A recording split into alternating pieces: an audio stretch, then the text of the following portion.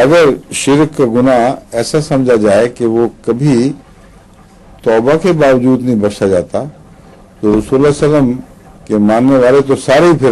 رحمت سے ہاتھ دھو بیٹھے ہیں، کیونکہ بڑی بھاری تعداد مشرکوں میں سے آئی تھی۔ حضرت ابراہیم علیہ السلام پر ایمان لانے والے سارے گئے بیچارے، کیونکہ بڑے پکے مشرک ہوا کرتے تھے۔ اس آیت کا غلط مفہوم سمجھیں گے تو پھر تضاد پیدا ہوگا۔ شرک سے مراد یہ کہ جو شرک کی حالت پر مر جاتا ہے